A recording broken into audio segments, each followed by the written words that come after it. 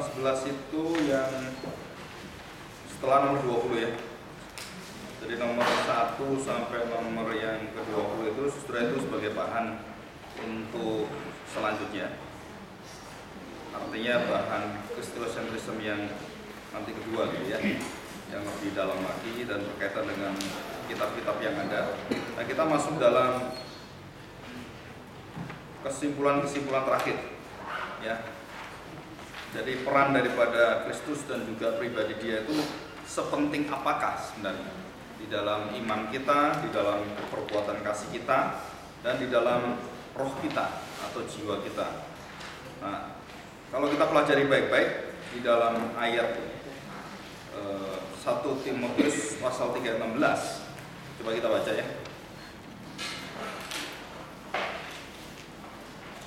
Kita diminta beribadah dengan menikmati Kristus itu di dalam rupa manusia, dan itulah rahasia kepada kita yang sejati. 1 Timotius pasal 3 ayat 14 ya. Semuanya itu kutuliskan kepadamu walaupun kuharap segera dapat mengunjungi engkau. Jadi jika aku terlambat, sudahlah engkau tahu bagaimana orang harus hidup sebagai keluarga Allah, yakni jemaat dari Allah yang hidup, tiang penopang dan dasar kebenaran. Dan sesungguhnya agunglah rahasia ibadah kita. Dia yang telah menyatakan dirinya dalam rupa manusia, dibenarkan dalam roh, yang menampakkan dirinya kepada malaikat-malaikat, diberitakan di antara bangsa-bangsa yang tidak mengenal Allah, yang dipercaya di dalam dunia, diangkat dalam kemuliaan atau dibangkitkan dalam kemuliaan. Jadi ibadah kita, pusat daripada seluruh keagungannya adalah kita melihat Allah itu menjadi manusia, dan satu-satunya pribadi, satu-satunya sesembahan kita atau pujian kita itu adalah hanya di dalam Kristus. Jadi Yesuslah sebagai pengantara manusia, dan selama-lamanya dialah yang diingini dalam setiap ibadah.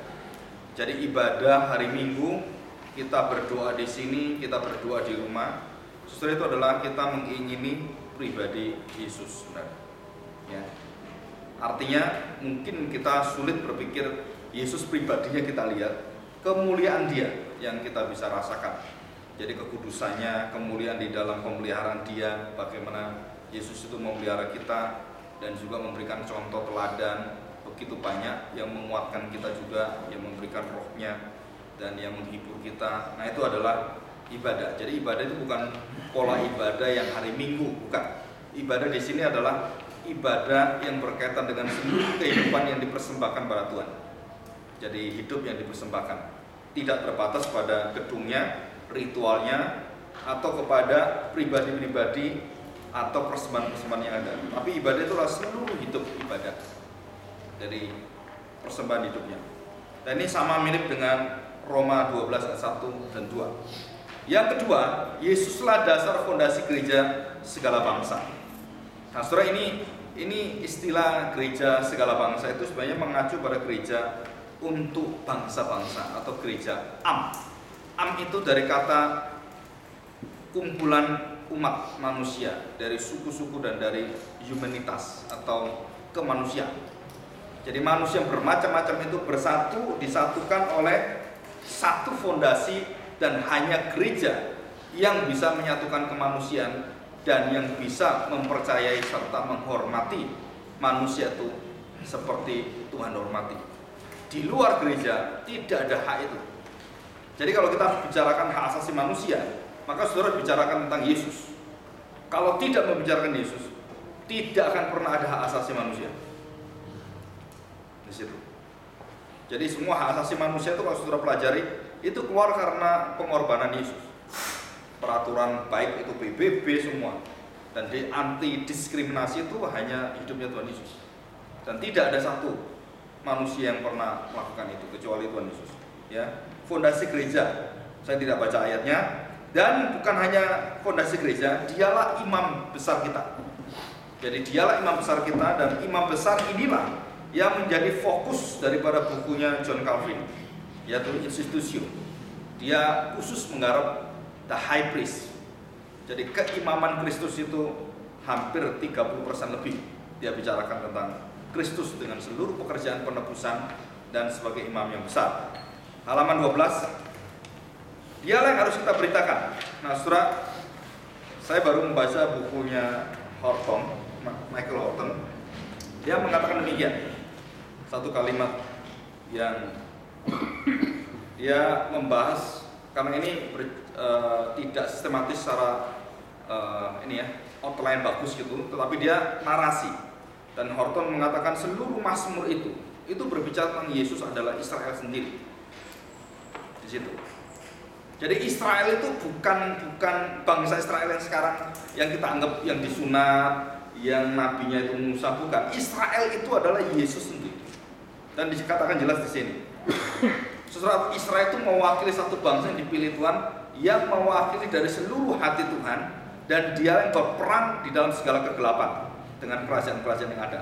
Dan Israel tidak diperbolehkan memakai kuasa apapun kecuali memakai Yesus sebagai Tuhan mereka. Dan inilah keajaibannya. Jadi Israel itu berperang dengan siapapun itu senjatanya kalah, kekuatannya kalah, nggak pernah bisa menang. Tetapi karena Tuhan bersama mereka, nanti kita baca dalam Yosua. Dan akhirnya Yosua tahu bahwa yang berperang itu adalah panglima bala tentara Tuhan atau Yahweh. Dan itulah Yesus sendiri. Dan dikatakan dalam buku ini, Yesuslah Israel itu. Dan jelas dibicarakan oleh dia. Dan tujuan daripada seluruh perjalanan bangsa Israel adalah mengenal Yesus sebagai juru selamat, bukan Musa. Jadi Musa dalam perjalanan itu mengenalkan tentang Mesias. 40 tahun itu Musa memperkenalkan Mesias yang menanti mengampuni mereka. Dan Mesias itu berwujud menjadi air yang menyegarkan, yang memberikan kelepasan pada mereka. Dan daging mana, terus kemudian malir roti itu ya, roti mana, daging burung yang didatangkan oleh Tuhan, terus kemudian tiang awan, tiang api. Dan seluruh kehidupan itu adalah melambangkan dan menunjukkan Yesus yang menyertai mereka. Dan sangat real, dan dimakan pun sampai masuk dalam jiwa mereka dan menjadi darah daging. Dan Yesus ada di sana. Saudara, kalau saya bicara begini, saudara jangan pikir ini kok aneh Pak, kok kayak aliran kebatinan gitu ya. Bukan, artinya kemuliaan Tuhan itu waktu Yesus mengatakan, akulah roti hidup yang kamu makan di padang gurun. Dan kita makan roti itu, dan roti itu menjadi apa? Daging kita. Jadi Yesus itu hadir di mana? Seluruh darah kita yang ada dan titik-titik yang ada yang kecil-kecil itu hadirat Allah, itu Yesus khususnya, itu ada di sana semua. Dan ini yang luar biasa dipikirkan oleh Profesor Horton itu, dan dia mengatakan sebenarnya kalau orang Israel itu tahu, kalau benar-benar tahu, maka Yesus itu menjadi miliknya bangsa Israel.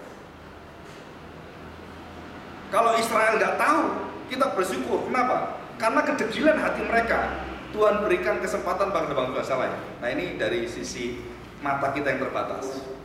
Dan dikatakan dalam firman Tuhan juga, karena engkau menggagai, Lukas 16:16, engkau menggagai keselamatan bagi bangsa lain, maka Tuhan memberikan itu pada bangsa lain. Dan orang Israel tidak suka orang kafir itu menjadi orang percaya. Mungkin termasuk kita juga, kadang-kadang gitu. Ya, kalau orang jahat percaya itu, rasanya kita nggak percaya. Kok bisa ya? Itu pemungut cukai kok bisa masuk ke bait Allah, diterima oleh Tuhan Yesus. Nah, kadang-kadang kita juga punya sifat yang sama, ya. Nah, ini yang dikatakan oleh dia. Dan beberapa yang dituliskan dalam buku ini, The Gospel Driven Life. Saudara juga punya uang bisa ini. Saya nanti hari Jumat ke Jogja itu saya mau beli ini 10. Kalau saudara mau titip, saya akan beli. Atau ini ada nggak, masih ada nggak? Ini tahun 2011 dicetaknya. Sekarang udah dicetak ulang. Mungkin ininya sampulnya bukan gini, warnanya beda. Gospel Driven Life. Nah, buku inilah yang meng-counter bukunya Rick Warren, Purpose Driven Life, yang kalau saya hitung nggak salah, Gloria pernah pakai buku Driven Life ini sebelum saya masuk. Ya, kalau nggak salah pernah. Mungkin yang di sini udah pernah ikut kelas itu ya.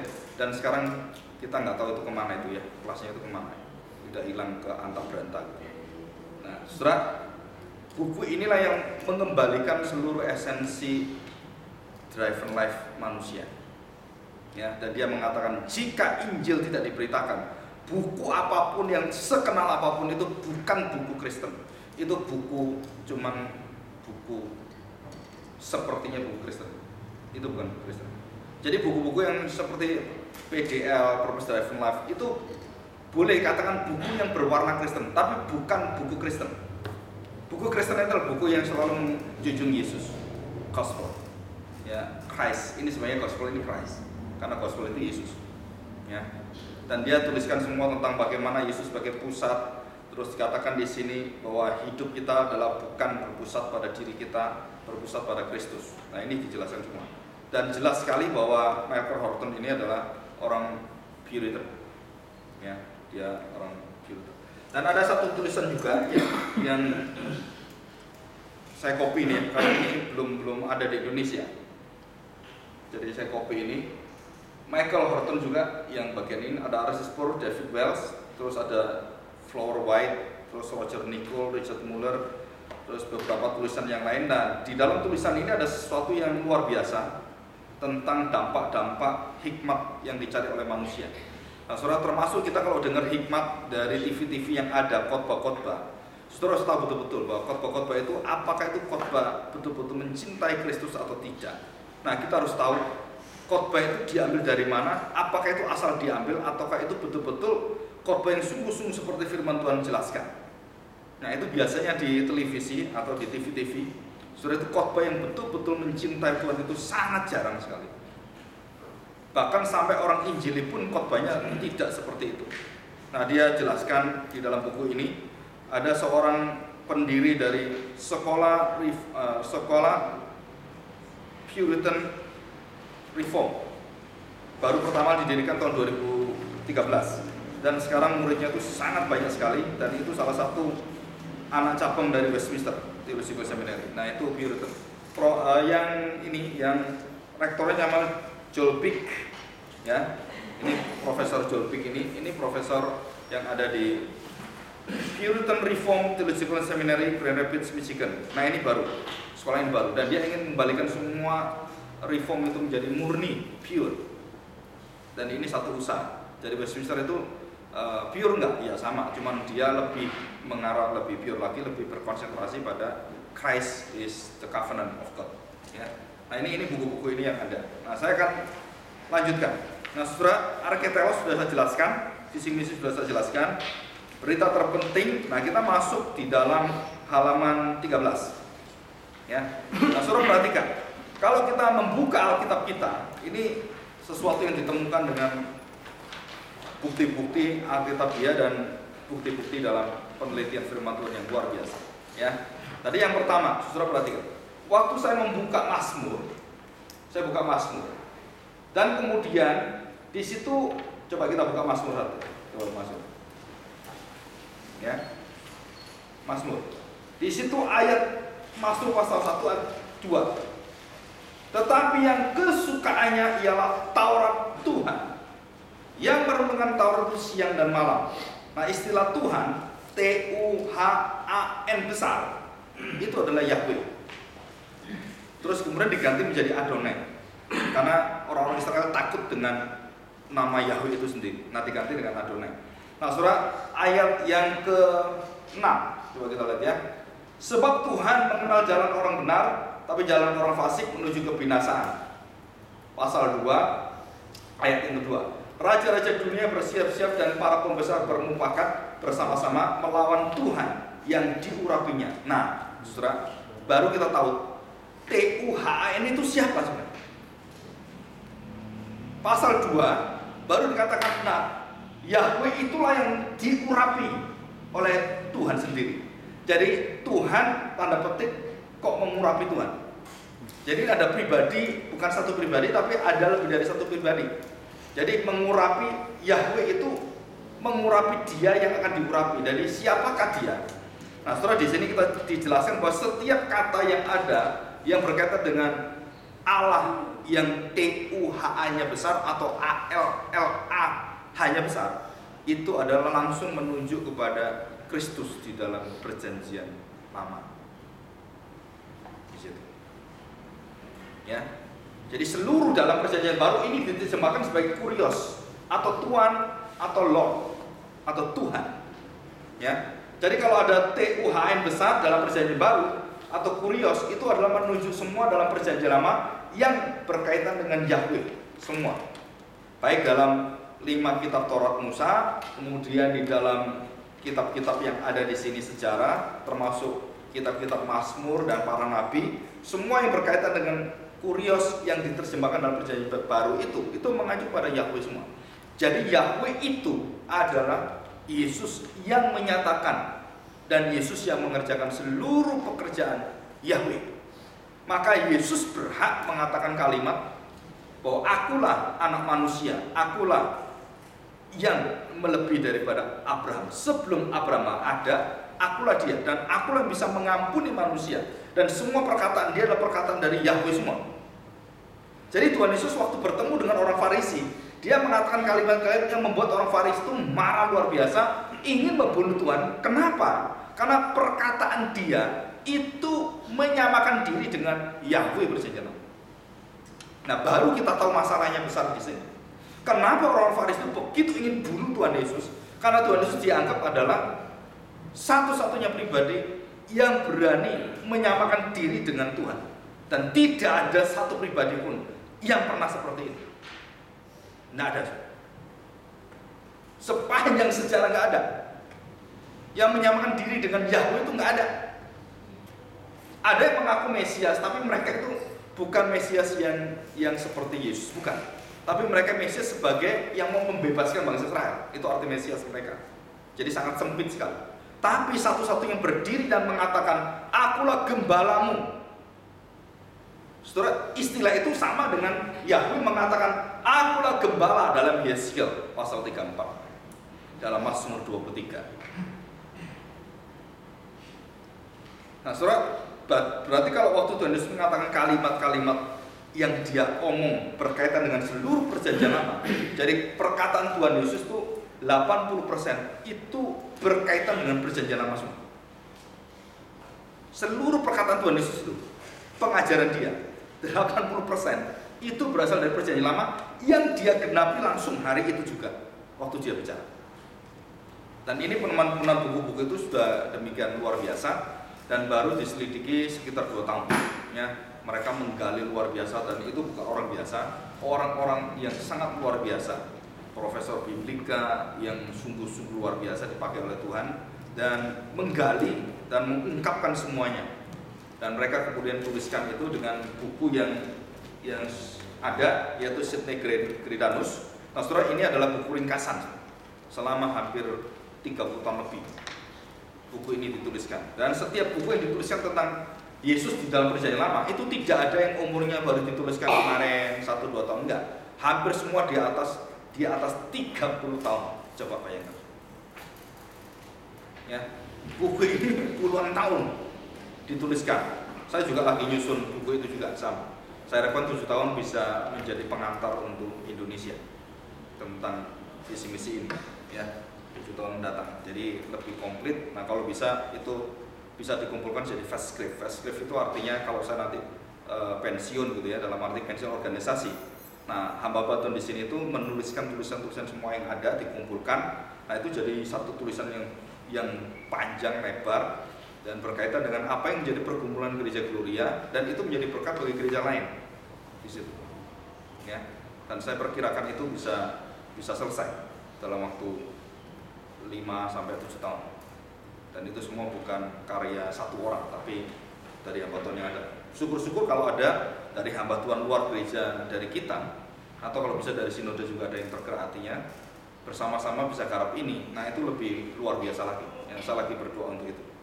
Oke, nah saudara, jadi waktu kita baca firman Tuhan, ya, setiap ada tulisan TUHN besar. Nah, saudara harus tahu bahwa itu adalah Yesus sendiri. Nah, saudara, saya akan jelaskan. Yahweh itu, ini papan perlu.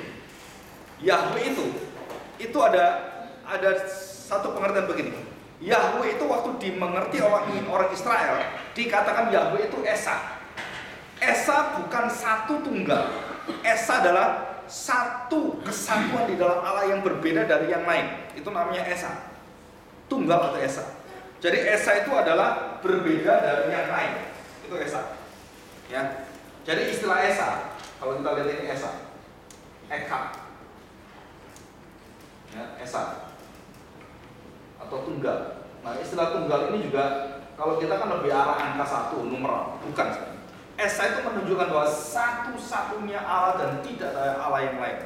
Jadi bukan berarti ekak itu menunjukkan satu benda atau pribadi tunggal. Bukan. Itu tidak pernah. Jadi Allah itu tidak berarti dikatakan sebagai Allah yang satu tunggal. Nah, kalau di dalam agama-agama lain, termasuk dalam agama Islam, itu zat disebut sebagai zat yang ajaib atau zat yang suprajat. Allah itu disebut sebagai seperti substance. Nah, kalau kita tidak diperbolehkan menyebut Allah seperti ini, karena Allah bukan ciptaan. Saudara ngerti maksud saya? Ya, Allah bukan zat, Allah bukan sesuatu yang asal dari bumi, bukan. Allah itu adalah Allah yang berbeda dari segala yang ada. Nah, itu namanya eka, esa. Ya. Maka orang waktu mengenal ekak ini atau esa, mereka berpikir pasti ini satu numeral, angka. Bukan.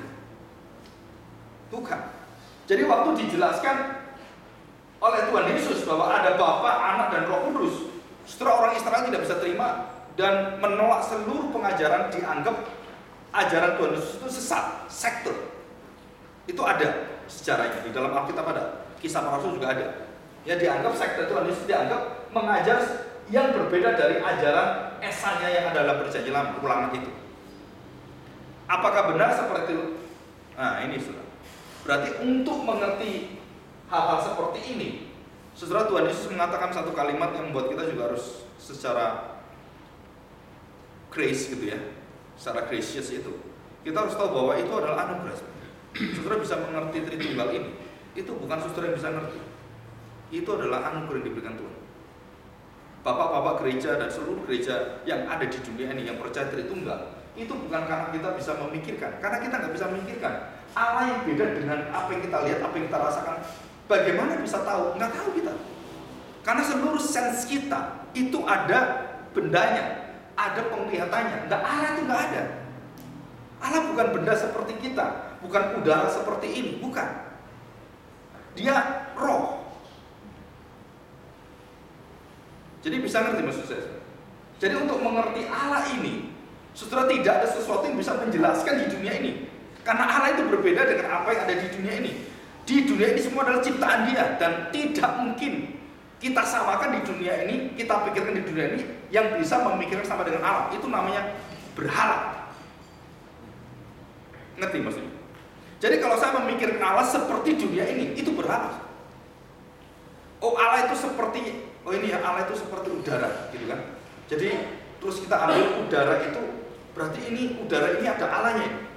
Udara ini Allah. Nah, saudara, kita udah sesat ini. Bukan. Roh Kudus seperti udara, seperti burung. Apakah Roh Kudus itu burung? Tidak. Bisa ngerti ya? Karena itu roh, penampakan roh, dan tidak ada sesuatu yang ada di dunia ini yang bisa menjelaskan Roh Kudus. Nggak ada. Menjelaskan tentang Yesus nggak ada. Maka di dalam ketidakmengertian ekak ini ada jurang yang saya sebut sebagai, yaitu jurang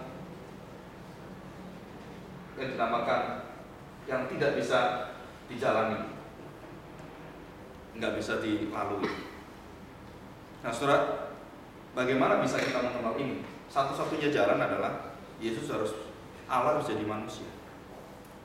Baru manusia bisa lihat, baru manusia bisa menyembah, baru manusia bisa mengagungkan Dia. Nah, ini baru. Nah, di sini kita baru tahu rahasianya. 1 Timotius 3:16. Kalau Allah tidak menjadi manusia, maka manusia tidak ada yang bisa menyembah Tuhan. Satu pun nggak ada. Walaupun mereka katakan, oh Tuhan itu agung, nggak ada yang diterima Tuhan. Nggak ada satu penyembahan pun diterima. Maka Allah harus menjadi manusia. Kenapa? Baru seluruh penyembahan itu diterima oleh anaknya. Karena penyembahan kita semua jatuh dalam dosa dan harus dikuduskan, harus mati bersama dengan Kristus yang di kayu salib itu. Baru disucikan, baru dia bawa itu untuk dipersembahkan kepada Bapaknya. Nah, saudara, ini adalah satu proses. Dan tidak ada orang bisa mengajar ini kecuali firman Tuhan. Tidak ada pengajaran yang pernah kita dengar hari ini itu diajar agama lain, tidak ada. Nggak pernah. Bagaimana untuk menjembatani yang tidak bisa dijembatani ini? Satu-satunya jalan adalah alam jadi manusia. Dan itu adalah keagungan yang luar biasa. Oke, kita buka Yosua, ya. Yosua pasal 5. Nah, ini luar biasa ya. Saudara, kalau kita perhatikan baik-baik, dalam Yosua pasal 5 ini itu ada satu pemandangan dan suatu realita bahwa bangsa Israel itu menghadapi satu peperangan yang secara kekuatan itu nggak mungkin mereka lakukan. Tapi karena Tuhan sudah menjanjikan dan iman Yosua yang sangat kuat juga, walaupun sungai itu menjadi halangan, kaki mereka tetap masuk sungai dan kemudian Tuhan sibakkan sungai itu. Nah, saudara baca dalam Alkitab bagaimana Allah membuka sungai itu, saudara akan terkejut luar biasa sekali. Itu bukan urusan lokal yang ada di Sungai Yordan, bukan. Itu sampai berurusan dengan laut sampai ke ujung-ujung. Saudara baca nanti. Ya, saya tidak jelaskan itu. Coba kita lihat pasal 5 ayat yang ke-1. Ketika semua raja orang Amori di sebelah barat Sungai Yordan dan semua raja orang Kanaan di tepi laut mendengar bahwa Tuhan telah mengeringkan air Sungai Yordan di depan orang Israel sampai mereka dapat menyeberang. Apa yang mereka lihat? Tawarlah hati mereka. Terus hilanglah semangat mereka menghadapi orang Israel. Saudara, jangan pikir saudara waktu sungai itu dibelah oleh Tuhan itu berkaitan dengan sungai doang. Kenapa? Karena mereka tidak lihat sungai itu. Enggak semua orang bangsa Amori dan Kanaan itu melihat peristiwa itu, enggak. Tetapi kejadian itu sampai ke negara mereka, sampai sungai mereka itu langsung dihalau oleh Tuhan. Jadi mereka takut sekali. Bukan kejadian di tempat Yordannya, bukan. Bukan di situ. Itu sampai ke negara mereka, sampai sungai-sungai mereka itu diusir oleh Tuhan semua. Sampai pindah sungainya. Dan itu di depan mata mereka. Nah, ini adalah peristiwa yang apa ya, kalau kita lihat, kita nggak teliti baik-baik, kita nggak tahu kenapa mereka tawar hati, kenapa mereka kemudian takut gitu ya, semangatnya hilang. Yang kedua, pada waktu itu berfirman Tuhan kepada Yosua, nah itu TUHN-nya besar. Buatlah pisau dari batu dan sunatlah laki orang Israel itu untuk kedua kalinya. Saudara tahu kenapa disunat dua kali? Karena ini adalah generasi yang baru. Jadi bukan disunat lagi, bukan. Disunat yang kedua kali untuk generasi yang belum disunat. Diperbarui Tuhan. Ini generasi yang baru. Yang ketiga, lalu Yosua membuat pisau dari batu dan disunatkannya orang Israel itu di bukit kulit katan, yaitu sebagai kulit katan. Setiap orang disunat itu ya. Inilah sebabnya Yosua menyunat mereka, semua orang yang keluar dari Mesir, yakni yang laki-laki semua prajurit telah mati di padang gurun di tengah jalan setelah mereka keluar dari Mesir. Sebab semua orang yang keluar dari Mesir itu telah bersunat, tetapi semua orang yang lahir di padang gurun dalam perjalanan sejak keluar dari Mesir belum disunat. Nah, ini disunat. Sebab 40 tahun lamanya orang Israel itu berjalan melalui padang gurun sampai habis mati seluruh bangsa itu, yakni prajurit yang keluar dari Mesir, yang tidak mendengarkan firman Tuhan walaupun bersunat secara jasmani. Ngerti? Ya, jadi mereka bukan